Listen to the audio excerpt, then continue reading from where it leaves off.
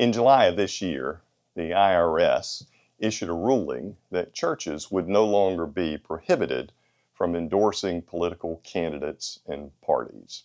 It represents a change in policy that goes back to 1954 and the Johnson Amendment, and now presents us with the interesting question about whether the separation of church and state is a true American ideal to cling to.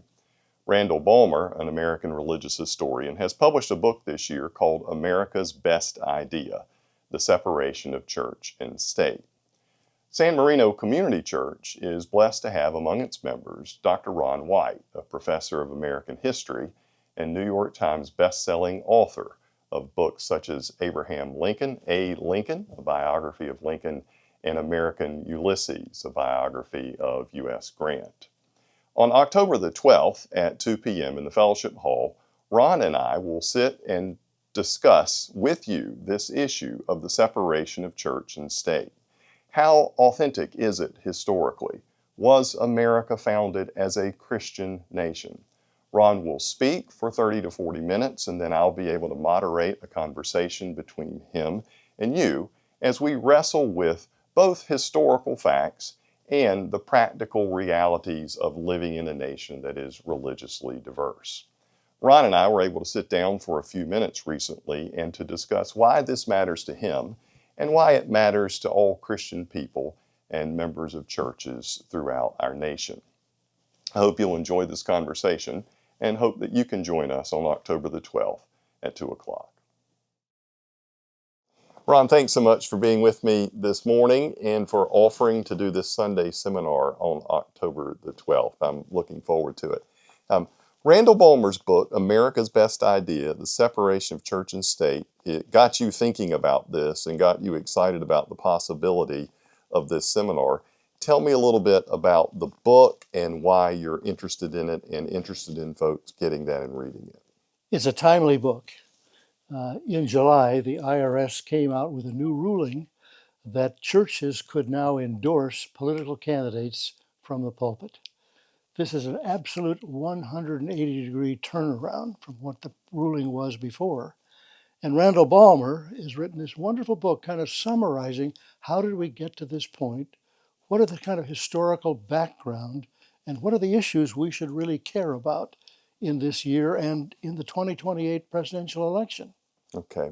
So tell me why the separation of church and state was such a good idea in 1790.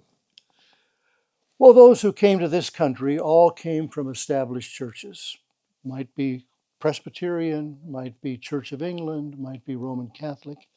And with the variety of religious traditions here, it seemed wise to not advocate for one particular established church, but to allow a level playing field. And what that meant was not an abrogation of religion, but a separation of church and state, so the state would never sponsor one particular religious tradition. Mm-hmm. And you think that's a good idea? I think it's a wonderful idea. It's lasted a long time.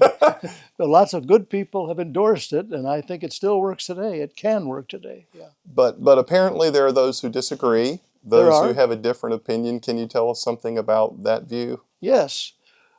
David Barton, maybe not a household name, has been traveling the country for the last number of years, arguing that this is a Christian nation and that the Constitution does not endorse the separation of church and state. He has a BA degree from Oral Roberts University in Religious Education. He always goes by Dr. Barton. Interesting. He's founded a Texas organization called Wall Builders, and he has generated a great deal of interest. And that's really the kind of upstream behind this whole ruling, which I found quite remarkable. Okay. And do you think his reasoning is sound? Does he make a decent argument, even if you disagree with it? Even conservative historians have really gone after his arguments and his scholarship. Okay. So this is not sound, but it's really getting quite a wide audience. Okay. What are you saying are some of the risks involved in this shift with the IRS ruling that churches can now endorse candidates and parties from the pulpit?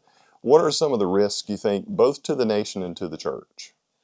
Well, to the church, it will begin to unfortunately bring the polarization that we already see in our culture right into the church. When you read the book, The Kingdom, the Power, and the Glory, you see that there are churches where members are leaving their church if they do not endorse a political candidate. And I think this is really difficult territory. Do we want our ministers, do we want our session today and in the future to endorse political candidates? It is not that we are turning our back on religion, we're just offering a level playing field where people can make up their own mind as who they would like to endorse or who they would like to vote for. The church, the congregation should not do that. Okay. And therefore risk the unity of its worshiping Yeah, body yeah, and risk the independence of its witness and its mission in absolutely. the world. Um, I think it's a crucial subject for the church to take on. I'm grateful for your willingness to do such a thing, and the expertise you bring is valued. So October the 12th at 2 o'clock in Fellowship Hall, we will gather.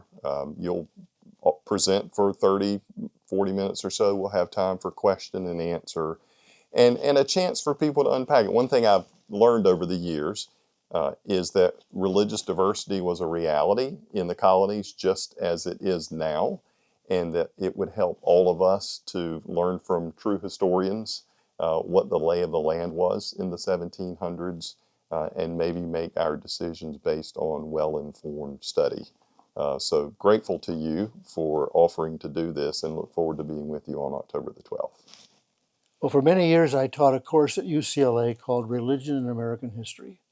And I always wanted to lift up the First Amendment, which has two clauses. And I was surprised to find that my well educated students knew almost nothing about the First Amendment. I'm so pleased, Stuart, that this congregation is willing to involve itself in the difficult questions sometimes of religion and politics, church and state, and I'm pleased to do this with you. Yeah. We can do this together as a people, coming and reasoning together. So I look forward to it. Good. Thanks, Thank you. John.